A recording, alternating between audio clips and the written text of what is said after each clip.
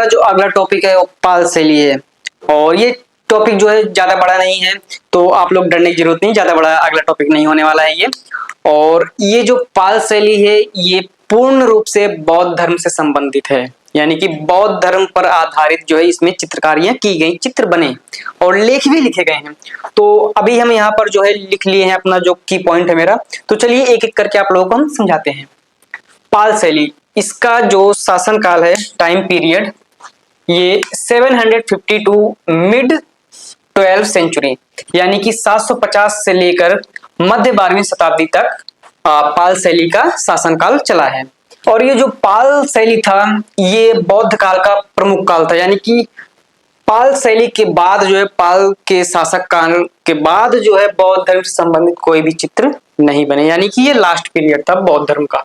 और इन्हीं पाल शासकों के शासन काल में ही नालंदा विश्वविद्यालय, विक्रमशिला जैसे महाविहार जो कि बौद्ध धर्म से संबंधित है, यहाँ पर बौद्ध ज्ञान कला के केंद्र, यानी कि यहाँ पर ज्ञान भी दिया जाता था और साथ में कला का भी ज्ञान, दोनों ज्ञान यहाँ पर मिलते थे। और जो नालंदा विश्वविद्यालय है ये विश्व का पहला सबसे बड़ा विश्वविद्यालय हुआ करता था, बट इसको बख्तियार खिलजी ने जो है सत्ता हासिल जब करने आया तो उसने नालंदा विश्वविद्यालय को नष्ट कर दिया, जो कि इसका फिर से निर्माण किया जा रहा है। अभी कुछ टाइम बाद ये नालंदा विश्वविद्यालय फिर से तैयार हो जाएगा, तो आप लोग जाना चाहें तो जा सकते हैं, एक बार हम भी जाएंगे। तो आइए आगे बढ़ते हैं।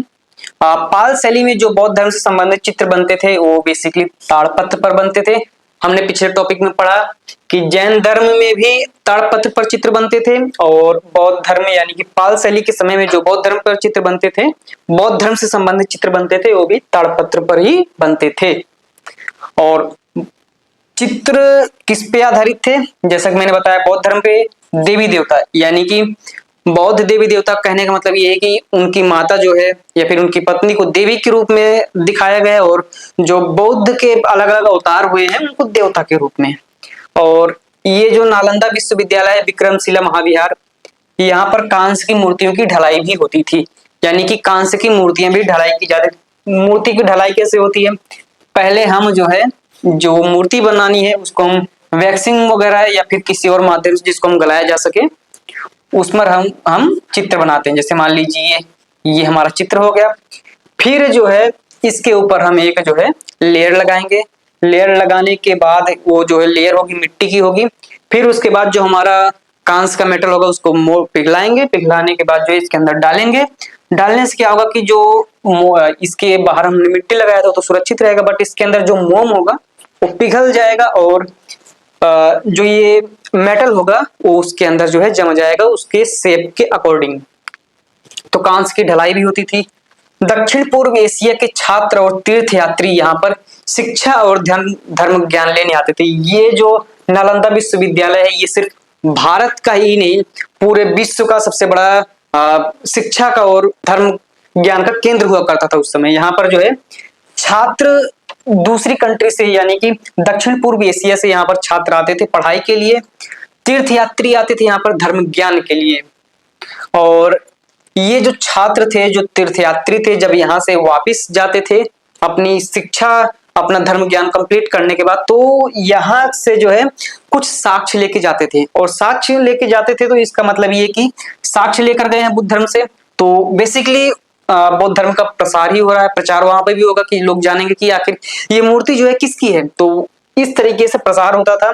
और ये क्षेत्र कहाँ कहाँ था? नेपाल, तिब्बत, वर्मा, श्रीलंका, जावा, ये कुछ प्रमुख केंद्र हैं जो बौद्ध धर्म से संबंधित जो राज्य देश हैं वो ये हैं। और सबसे अगर हम इसमें चित्रों की बात की जाए तो चित्र कैसे बनते थे?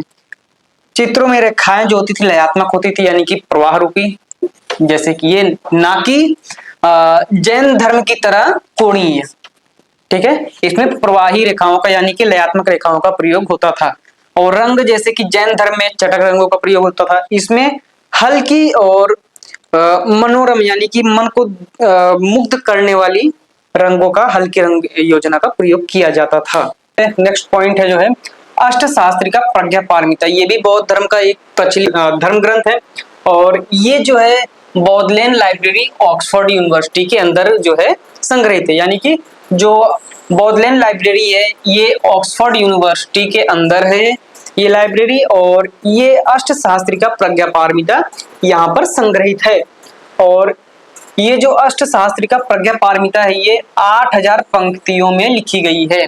यानी कि पेज पर जैसे हम लोग लिखते हैं, ये हो गई 1 लाइन, 2 लाइन, 3 लाइन, ऐसे करके जो है ये 8000 लाइनों में लिखी गई है।